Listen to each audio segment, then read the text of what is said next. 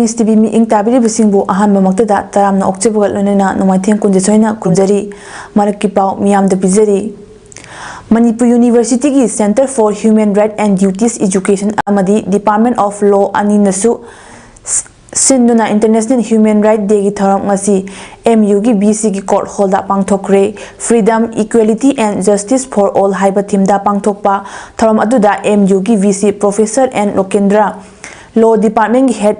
Dr. Y. Premananda, Manipur Human Rights Commission ki former member NG Nongya yauna maru iba miyu kiyana saruk yaki. Tharamaduda Assam Lenga ki Advocate General Oiramba Professor Romesh Chandra Borpatra Gorhena Special guest oina saruk yaduna Human Rights Day observation tawriba asigi matangda miyamna wa ngangki. Tharamadugi matangda MU ki BC Professor N. Lokendrana handa ki team asi Manipur ki haujik leiba issue sing asiga su yamna chanari loinana MU gi oinasu human right ki maru oiba asi miyam da hena khanghanba ngamnaba Center for Human Rights and Duties Education da ahenba mi eng thamli haiki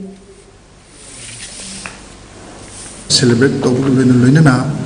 Manipur University ki taraf tagi handa ki team asi ki makhada ko Manipur da leiba ko gi crisis sing asi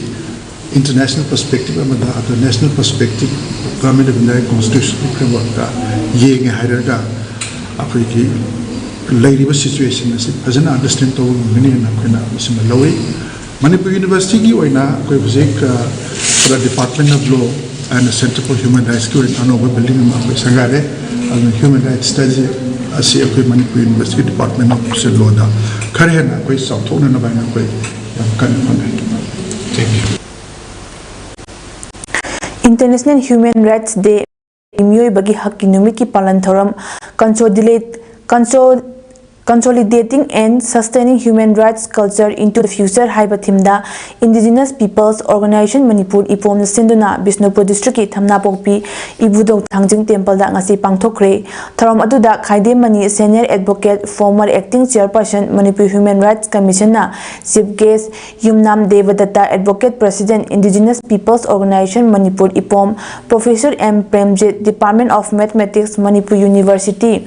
Laichonbam Gopal Associate Professor Kumbi College R. Kelaima Devi Ningthokong Mairapai Bilup Amadi New Life Foundation Secretary L. Pisakna Guest of Honor Amadi Special Guesting Oina Saruk Yaki Ipongi Secretary General Rakesh Moyangthemna Tharomasiki Nungi Oiba World Thamki Asuk Yamna Waraba Thatare Churaklaba Lan Asida Aikoi Masel Lingjen Manaba Udri Aikoi Masel Amana Ngangba Amana Tanaba Matam Oire Haiba Wafom Thamki Wangang Loikianasu Wafom Kaya Thamnaki ꯑꯩꯈꯣꯏ ꯍꯧꯖꯤꯛ ꯊꯥ 8 ꯐꯥꯖꯜꯂꯛꯑꯦ ꯀꯨꯀꯤꯒ ꯃꯤꯇꯩꯒ ꯊꯦꯡꯅꯔꯤꯕ ꯂꯥꯟꯐꯝꯁꯦ ꯃꯁꯤ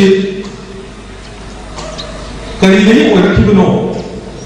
ꯀꯗꯥꯏꯗꯒꯤ ꯍꯧꯔꯛꯈꯤꯕꯅꯣ ꯍꯥꯏꯅ ꯊꯤꯅꯔꯒꯗꯤ ꯃꯗꯨꯁꯨ ꯀ꯭ꯔꯤꯇꯤꯁꯤꯖꯝꯒꯤ criticism ꯉꯥꯛꯇ ꯉꯥꯏꯔꯦ ꯃꯔꯝꯗꯤ I see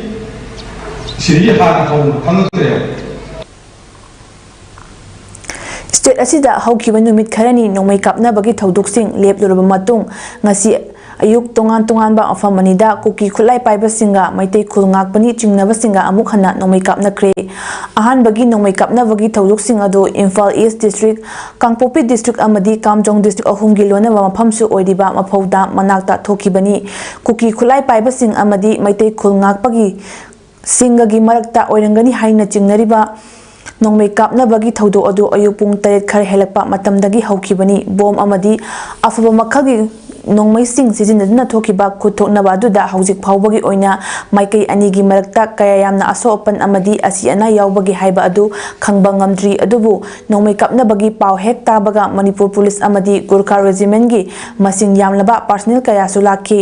lonana security force ki maikai dagisu nongmai kapna riwa adu thingnaba nongmai round kaya kapki amaromda anishubagi nongmai kapna bagi thodo aduna Imphal East District ki Yengangpopi Police Station gi manung chanba sabungkhok khunau amadi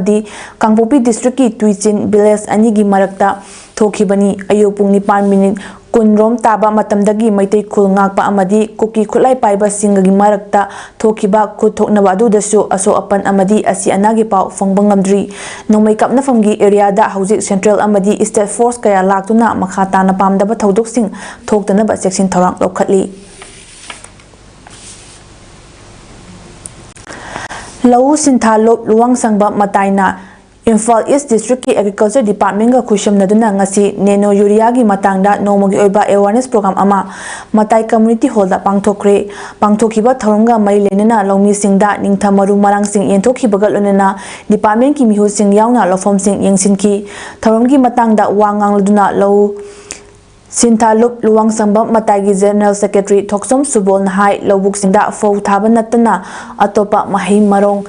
ꯊꯥꯗꯅ ꯍꯥꯡꯂꯒ ꯂꯩꯔꯤꯕꯁꯤꯡ ꯃꯦꯟꯁꯤꯟꯅꯕ ꯄꯥꯟꯗꯝꯗ ꯈꯣꯡꯊꯥꯡ ꯑꯁꯤ ꯂꯧꯈꯠꯄꯅꯤ꯫ ꯃꯇꯝ ꯃꯇꯝꯒ ꯆꯥꯟꯅꯕ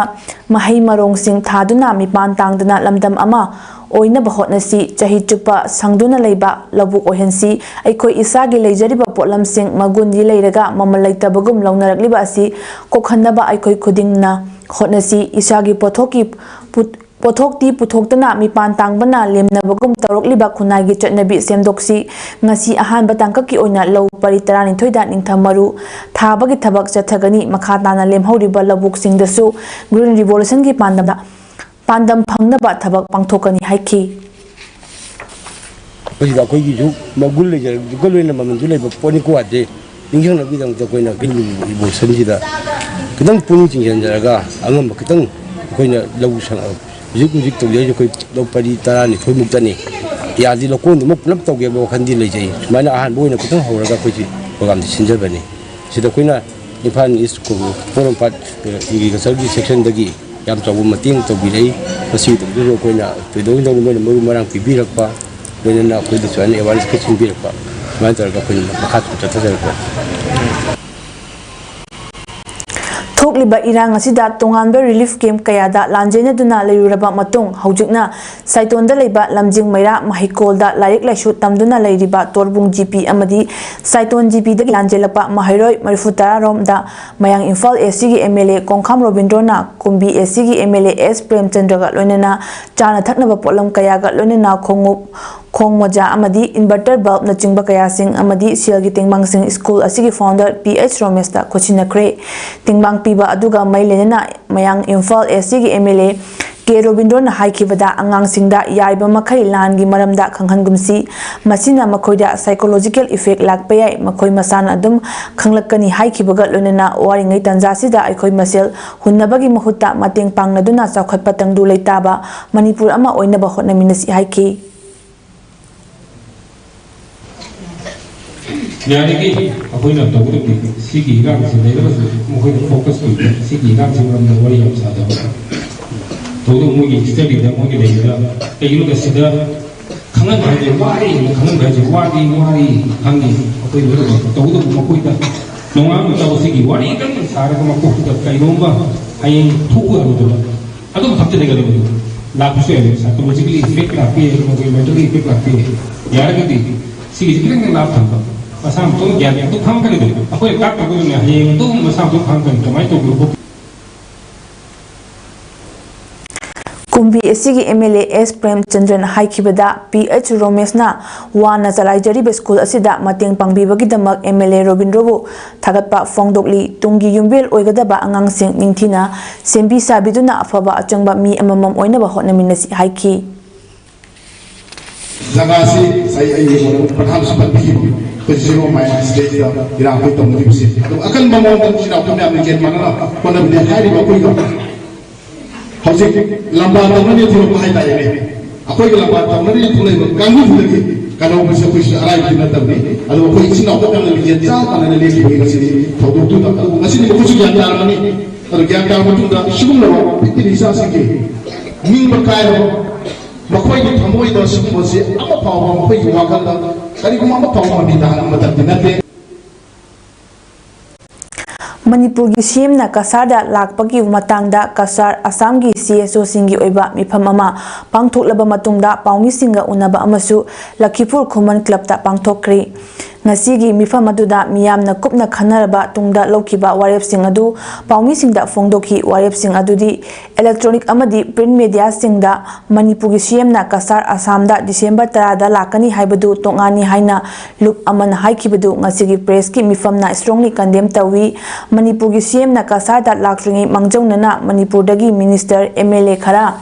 Thabirakuna kasar Assamda leidiba CSO singa apunba mifam ama pangthuklaba tungda CM na lakpinabasu fongdoknaki karigumba CSO singi wafam sing asi Manipurgi CM na tabidrabadi CM na thamliba pandam adu yauba ngamloi haina lup mayamgi mahut silaga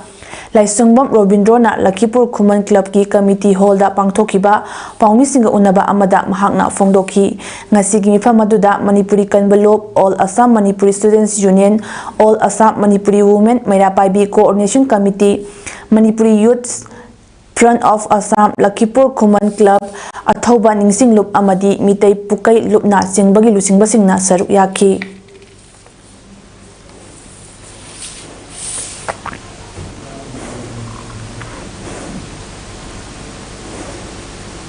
Kibedo ngasigi tiliba mifamda strongly condemn tawki anis bawale koina manipur gi CM na kasada la tungi mamangda manipur dagi minister MLA khara thabirakuna kasar Assam gi CSO singi kunba mifam pangthok ama matungda CM na lakminaba ngasigi mifamna arepa amator bawale lobjaki Ngasigidi maraki pau pijaba matang ase losinjare miting tabiri basingbu amuka hana kurumjari